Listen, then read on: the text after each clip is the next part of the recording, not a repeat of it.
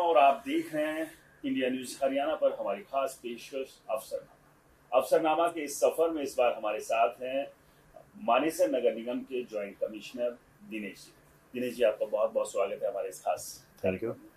सबसे पहले ये जानना चाहेंगे जो आपकी जर्नी है वो कहाँ से शुरुआत हुई, शुरुआती जो स्टडी थी उस दौरान एक होता है ना मन में कि एक सरकारी ऑफिसर ही बनना था, ये पहले से ही तय कर लिया था या फिर बाद में जाके चेंज हुआ कि नहीं देश के लिए सर्व करना है तो गवर्नमेंट जॉब में जाना चाहिए? स्कूल टाइम से तय कर लिया था। तो किस तरह का रहा था जो स्कूलिंग आपकी, किस तरह से, परिवार के बारे में अगर जानना चाहें, कहाँ से आप आते हैं, परिवार में कौन कौन लोग हैं? मेरे पिताजी एक टीचर रहे हैं और मदर हाउसवाइफ थी। तो स्टार्टिंग से ये था कि गवर्नमेंट जॉब में जाना और एज ए गवर्नमेंट ऑफिसर सेवा करनी है लोगों की। हाँ, जैसे कि भी चर्चा भी कर रहे थे हम, आप चरखी दादरी से आप आते जी हैं। जी। तो चरखी दादरी का जो बचपन आपका बीता, वो जो वक्त था वो किस तरह का था, वो उसको कुछ शेयर करना चाहें? उस टाइम में और आज के टाइम में बड़ा डिफरेंस आ गया है। उस टाइम फैसिलिटीज़ मोर और लेस थी ही नहीं। हमारे उस टाइम पे स्कूलिंग का अगर देखें तो स्कूलिंग के प्रोस्पेक्टिव से कुछ चीज़ें आज हो गई हैं, उस टाइम पे नहीं थी वो चीज़ें। हाँ, क्योंकि चरखी दादरी कहें तो अब धीरे धीरे अब आगे बढ़ रहा है और पहले के तो हालात की बात करें तो बहुत ही पिछड़ा हुआ इलाके के तौर पर। सदर्न हरियाणा को बेसिकली माना ही पिछड़ा हुआ जाता था। और आज भी कमोबेश अगर हम जीटी रोड से और सदर्न हरियाणा को कंपेयर करते हैं तो 20-30 साल का देखो डेवलपमेंट का फर्क आज भी नजर आता है। ये बिल्कुल ठीक कह रहे हैं। हाँ, तो जो दौर रहा, जो स्कूलिंग, चूंकि बहुत बड़े प्राइवेट स्कूल तो थे नहीं, सरकारी स्कूल ही हुआ करते थे जी। तो वो जो वक्त रहा, किस तरह से अपनी स्टडी आपने आगे बढ़ाई, आगे जो हायर एजुकेशन के लिए आप कहाँ से आपने की? उस टाइम पे हमारे गांव के पास में एक छुचकवास गांव होता था, तो वहाँ पे आरईडी स्कूल होता था। तो स्कूलिंग मेरी आरईडी स्कूल से रही है स्टार्टिंग से। और उसके बाद फिर ग्रेजुएशन के लिए मैं यूनिवर्सिटी कॉलेज कुरुक्षेत्र चला गया। वहाँ से बीएससी करने के बाद फिर जॉब्स का सिलसिला चल ही रहा है। हरियाणा कृषि प्रधान प्रदेश है, खेल और खिलाड़ियों के लिए भी खूब जाना जाता है, तो क्या उस दौरान रहा किसी खेल के प्रति रुचि? मैं वॉलीबॉल का प्लेयर रहा हूँ, नेशनल तक खेला हुआ हूँ मैं वॉलीबॉल। हाँ, जब मैं कुरुक्षेत्र यूनिवर्सिटी में था तो उसे कंटिन्यू थोड़ा लिगामेंट इंजरी हो गई तो कंटिन्यू उस चीज़ को नहीं कर पाया मैं।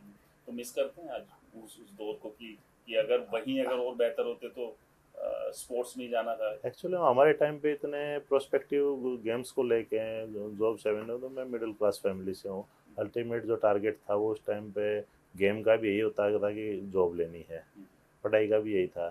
तो जॉब प्रोस्पेक्टिव इतने ब्राइट नहीं थे। उस जहन में यही था कि नहीं जॉब करनी है, गवर्नमेंट जॉब में जाना है। हाँ, तो उसकी जो प्रिपरेशन और तैयारियां जो शुरुआत में आपने रखी होगी, क्योंकि अब शुरुआत से ही एक टारगेट फिक्स है कि ये अचीव आपने करना है, वो जो तैयारियां थी वो किस तरह की रही? जो साथ के लोग थे, परिवार के लोग थे, उनका सहयोग और सपोर्ट वो किस तरह का रहा? मेरे फादर साहब का बड़ा सहयोग रहा है। और टीचर होने की वजह से वो विजनरी थे। एक नॉर्मल रूरल बैकग्राउंड होने के बावजूद उनका जो विज़न था ना, मैं मानता हूँ आज हमारा भी इतना विज़न बड़ा नहीं जितना उनका इस टाइम पे बड़ा था। मतलब एक बच्चे की नर्सरिंग होती है उसको फ्री छोड़ के उन्होंने उस टाइप की नर्सरिंग की है। टारगेट सेट करते ये करना है भाई, और उसके बाद एसेट्स तुम बताओ क्या चाहिए तुम्हारे को, बीच में कोई इंटरफेयर नहीं, और हमेशा बड़े कोऑपरेटिव और सपोर्टिव रहे। नॉर्मली ये चीज़ें ना बड़ी मिसिंग रहती है, खासतौर से हरियाणा की बात करें। परिवार का जो दबाव है बच्चों के ऊपर वो बहुत ज़्यादा रहता है। मतलब एक तरह से जो प्रभाव है कि परिवार के जो बड़े लोग हैं वही फैसला लेंगे, फिर आपकी चाहे एजुकेशन हो, आपका कैरियर हो या बाकी लाइफ में और भी कुछ भी अगर एड ऑन हो रहा है होना है। तो ये अपने आप में बड़ी बात है कि आपके साथ ये बिल्कुल अलग था। बिल्कुल अलग था ये। मैं एक फ्री बर्ड रहा हूँ और जैसा मैंने कहा कि मैं ये करूँगा तो उनका हमारा सपोर्ट रहा है। हाँ, और वो आपने घर करके भी दिखाया। फिर ऐसी बात है पिता के लिए ये गर्व की बात हो जाती है कि बच्चों ने जो एक उम्मीद जताई थी, एक भरोसा जो दिया था, उस भरोसे पे वो खरे भी उतरे हैं। अभी बात करें परिवार में, पत्नी बच्चे? पत्नी है, वो वाइफ है, वो सेंट्रल यूनिवर्सिटी महेंद्रगढ़ में वर्किंग है। 2 गुड़िया हैं मेरे पास। बड़ी गुड़िया 10 साल की है छोटी गुड़िया 3 साल की है। जी। तो चल रहा है, अच्छा चल रहा है। दोनों ही आप लोग गवर्नमेंट जॉब में हाँ, है, तो दोनों ऐसे में गवर्नमेंट समय जॉब। परिवार के लिए निकालना भी एक अपने आप में चैलेंज हो जाता है, क्योंकि आपकी भी चैलेंज हो पोस्टिंग। जाता, चैलेंज है, लेकिन आजकल के बात करें तो हमारे टाइम से बच्चे काफ़ी समझदार हैं। बच्चे समझते हैं जी। भाई, अभी पेरेंट्स जो आपके कर ले टाइम दे रहे हैं, बेस्ट दे रहे हैं। और बच्चों से देखो इतने समझदार हैं, मांग बोलते हैं भाई क्या चाहिए, तो बोले पापा टाइम दे दो बस। तो कहीं ना कहीं कमी एक खलती है। हाँ, वो तो एक मन में फिर आता होगा कि यही एक चीज है जो अभी नहीं दे पा रहे हैं। तो हाँ लेकिन जब भी जो फ्री टाइम होता होगा, जब हाँ, वो फ्री छुट्टी है, टाइम, तो वो हाँ उसको किस बिल्कुल। तरह से स्पेंड करते हैं परिवार के साथ? स्पेंड फिर हम बच्चों के हवाले हो जाते हैं। हम बच्चे जो है भाई मेरी साइकिल चलवा दो, मेरा ये करा दो, मेरे को पार्क में झुला दो। बच्चे जो कहे वहाँ को जाना है, ये जाना, जो भी बच्चा कहे। दूसरा जो आपके पिता ने जो हाँ, भरोसा आप। ठीक है। वो वही लेगेसी मैं चाहता हूँ कि कंटिन्यू रहे, और मतलब बाकी से भी यही उम्मीद करता हूँ, क्योंकि मैं एक चीज़ मानता हूँ, we are mere gates to bring them in this world. बच्चा इस दुनिया में आ गया, भगवान ने भेजा, हम माध्यम है। उसकी अपनी लाइफ है, हमारी अपनी लाइफ है। हमें गाइड हो सकते हैं, डिक्टेटर नहीं हो सकते। बहुत अच्छी बात है। उसका अपना थॉट प्रोसेस है, उसकी अपनी स्पेशलिटी है। भगवान ने उसको उन चीज़ों से विराजा। जरूरी नहीं है कि हमारी जो चीज़ें हमारी स्पेशलिटी हैं या हमारी जो कमियां हो बच्चे में भी हो। तो हर आदमी अपने आप में यूनिक होता है। जैसे किसी दो बंदों का फिंगरप्रिंट मैच नहीं करता ना, ऐसे दो बंदे कभी मैच नहीं करते। ठीक है ना, बिल्कुल जो जरूर। ट्विंस होते हैं, ट्विंस में भी फर्क होता है। बिल्कुल। आचार विचार व्यवहार बिल्कुल हर बिल्कुल चीज में होता एक है। फर्क दिखता है उसमें। तो उसकी रिस्पेक्ट करो, चाहे वो अर्ली चाइल्डहुड से उसकी रिस्पेक्ट करनी चाहिए, मैं तो ये मानता हूँ।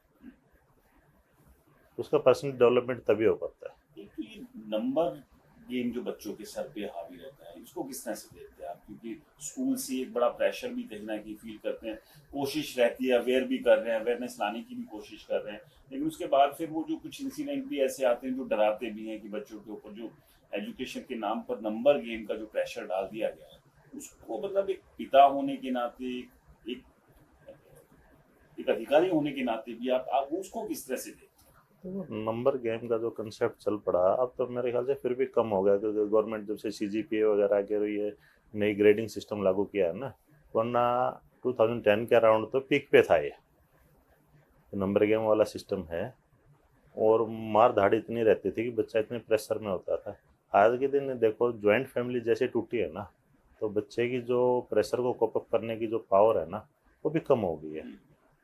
बच्चे को दादी का, दादा का, चाचा का, ताऊ का, सबका प्यार मिलता था, सबका उसको, क्योंकि बच्चा रिफ्लेक्शन होता है, जो वो देखता है वही सीखता है। जैसे जैसे हमारा ये सोशल मीडिया वाला रे कंसेप्ट चलता जा रहा है, इंटरनेट आया है, बच्चे का जो बाहर का जो सर्कल था ना, पार्क में लगा लो, उसके आस पड़ोस में लगा लो, गांव में, वो ख़त्म होता जा रहा है। सेल्फ सेंट्रलाइज होता जा रहा है बच्चा। तो उसको जो शेयर करने की, जो कोऑपरेशन की, जो ज़िंदगी जीने का जो मादा था ना, वो ख़त्म होता जा रहा है। कहीं ना कहीं इसमें कोविड ने भी एक बड़ी अहम भूमिका निभाई कि गैजेट्स के साथ जो है फिर भी एक कोशिश रहती थी कि चलो फोन और इससे दूर रख लें बच्चों को, लेकिन हाँ कोविड ने तो और ज्यादा नजदीक सरका दिया कि अब और ज्यादा मजबूरी हो गई कि ऑनलाइन क्लासेज है, या तो सारा का सारा आपका जो डेली का जो होमवर्क या उससे रिलेटेड कुछ भी हो वो सारा फोन पर आता है। देखो टेक्नोलॉजी आज के दिन मस्ट है, बगैर टेक्नोलॉजी कोई भी डेवलपमेंट नहीं होगी। लेकिन ये उसकी जो एक थ्रेश होल्ड लिमिट है ना, वो हमें डिसाइड करनी पड़ेगी, और वो पेरेंट्स के ऊपर डिपेंड करता है। अगर आप बच्चे को टाइम दोगे तो बच्चा उसकी तरफ नहीं भागेगा, मोबाइल की तरफ। पेरेंट्स के लिए बड़ा ईजी होता है, वो बकवास कर रहा है, चूचू कर रहा है, ये करना पापा मेरे को यहाँ जाना है, मम्मा मेरे को यहाँ जाना है, ये करना है, उसको मोबाइल पकड़ा देते हैं, ले यूट्यूब देख ले, गेम खेल ले, वो कर ले। तो अल्टीमेटली मैं मानता हूँ कमी हमारी है, बच्चे की नहीं वो है। पीछा छुड़ाने की एक कोशिश पीछा हो जाती छुड़ाने की कोशिश है। बच्चा सिर्फ टाइम चाहता है, अटेंशन चाहता है। बच्चे को आप प्रॉपर अटेंशन दे दोगे, उसका टाइम दे दोगे, उसकी क्वेरी सॉल्व कर दोगे, बच्चा नहीं जाएगा इसकी तरफ। है। बतौर ज्वाइंट कमिश्नर या एक अधिकारी के तौर पर जब ऑफिस में होते हैं और जब ऑफिस खत्म करके घर जाते हैं, तो वहाँ किस तरह से फिर वो अपना बाकी का समय आप स्पेंड करना पसंद करते हैं? मेरा इतना लंबा टाइम हो गया जॉब करते हुए, मैं ऑफिस को ऑफिस में छोड़ जाता हूँ, और घर को मतलब अभी में और आज में जो जीने की जो कला होती है ना, मैं उसको फॉलो करने की कोशिश करता हूँ। मतलब पूरे वर्तमान में जियो और अपना जहाँ है बेस्ट हो। अपने राष्ट्रपति थे भी, जब उन्होंने कहा भी था, कलाम साहब ने, कि अगर 5 बजे के बाद भी अगर आप ऑफिस बैठे हैं तो आप नालायक है। 8 घंटे बहुत होते हैं काम करने के लिए। अगर आप 8 घंटे में भी आप नहीं डिलीवर नहीं कर पा रहे फिर तो आप मतलब 16 घंटे भी बैठे रहेंगे नहीं, तो तो तब भी नहीं वही। कर सकते। तो बहुत बहुत अहम बात है, क्योंकि आज की सोसाइटी में जो हो भी यही रहा है कि हम काम के दबाव में इस कदर पिस रहे हैं कि हमने अपने आप को जीना भुला दिया है, परिवार के साथ समय स्पेंड करना हम भूल गए हैं। जो खुशियां हैं, जो छोटी छोटी खुशियां हैं, बड़ी खुशी पाने के चक्कर में उन छोटी छोटी खुशियों की अहमियत हम भूलते जा रहे हैं। और इस सब में हो क्या रहा है कि आपको बड़ी खुशी भी नहीं मिलती, और नुकसान क्या कर रहे हैं, जो आप वर्तमान की छोटी छोटी खुशियां हैं जिन्हें आप जी सकते थे वो भी आप मिस कर देते हैं। चलिए, अफसरनामा का सफर अभी और जारी रहेगा। निजी जीवन में किस तरह से यहाँ तक पहुंचे हैं दिनेश जी, वो तो हमने जाना ही। बतौर ज्वाइंट कमिश्नर अपनी जिम्मेदारी को किस तरह से निभाते हैं, किस किस तरह की जिम्मेदारियां हैं, क्योंकि मानेसर नगर निगम को बने हुए बहुत समय नहीं हुआ है, अभी कुछ साल पहले ही मानेसर नगर निगम बना है, तो अपने आप में कुछ चुनौतियां भी हैं, उनसे किस तरह से डील करते हैं, और बेटरमेंट के लिए क्या नई पॉलिसी जो है वो नगर निगम में लाने की कोशिश जो है वो लगातार रहती है। ब्रेक के बाद हो जाए।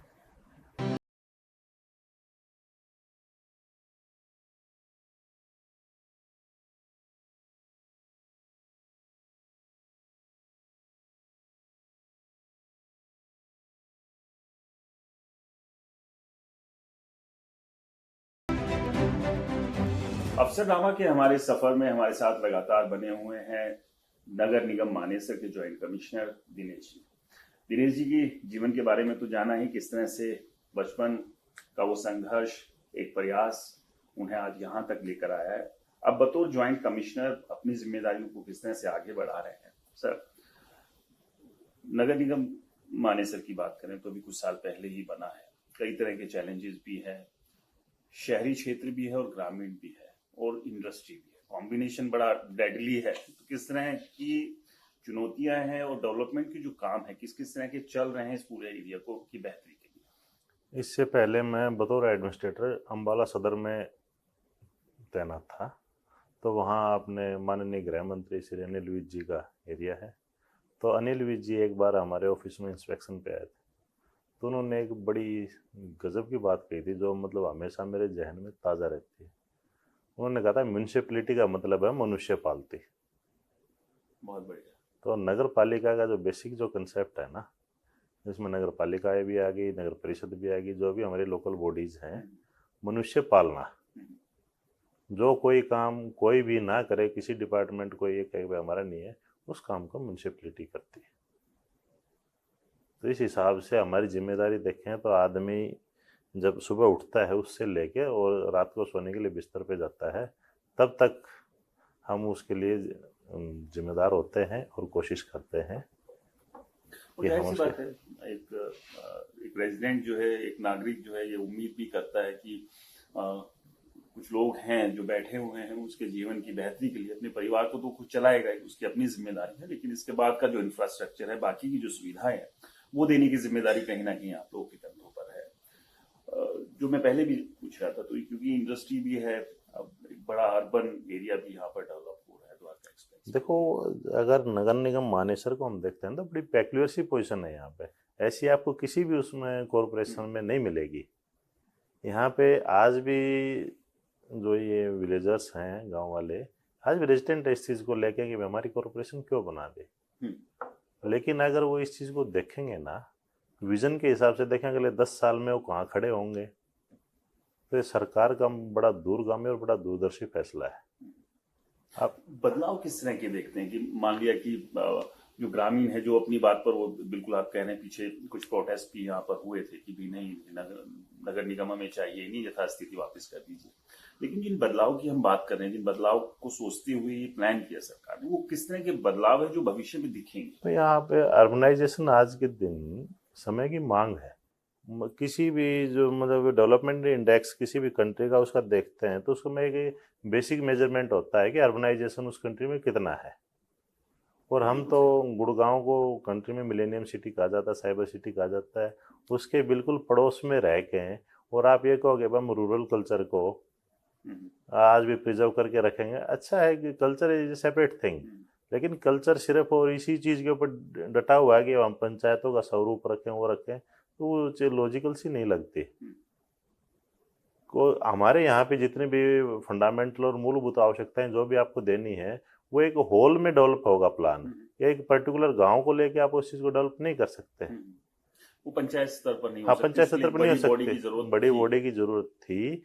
और ये मैं मानता हूँ कि मतलब बड़ा शानदार फैसला रहा है सरकार का, और आगे चल के 5 साल में 7 साल में इनको ये चीज़ समझ में आ जाएगी। यानी कि जो बदलाव है वो चाहे इंफ्रास्ट्रक्चर के हाँ। हों, साफ सफाई के हों, या सीवरेज और उस सबको जो बढ़ाना है, बिल्कुल बिल्कुल क्योंकि बिल्कुल। अब जैसे जैसे अब ये देखने में भी आ रहा है, क्योंकि जैसे जैसे पॉपुलेशन यहाँ बढ़ रही है, फिर चाहे इंडस्ट्री की बात कर लें, द्वारका एक्सप्रेसवे के आसपास जो हाई राइज आ रहे हैं, तो लोग बड़ी संख्या में लोग रहने के लिए भी आएंगे, आसपास वहां पर गांव भी है, तो उन गाँव को अछूता तो नहीं छोड़ा जा सकता।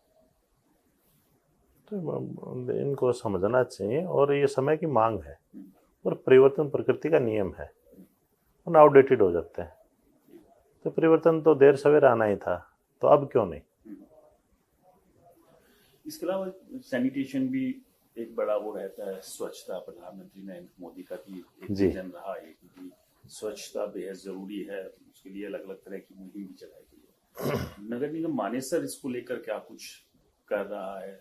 स्वच्छता के साथ साथ, क्योंकि पॉल्यूशन भी एक बड़ा संकट हर साल रहता है, फिर से सर्दियां शुरू होने वाली है, फिर से वही स्मोक नजर आएगी, तो उसको लेकर कि हम इसको और बेहतर करते चले, तो निगम की तरफ से क्या कुछ प्रयास उसमें किए जा रहे हैं? निगम की तरफ से ये स्वच्छता को लेकर, क्योंकि हमारे माननीय प्रधानमंत्री जी का एक तरह से मिशन है ये स्वच्छता का, तो नगर निगम ने इसके लिए भरसक प्रयास हम कर रहे हैं। डोर टू डोर कलेक्शन से लेके, और सड़कों की सफाई से लेके, ड्रेनेज डिसिल्टिंग से लेके, और प्रॉपर उनकी वॉचिंग भी है, मॉनिटरिंग भी है।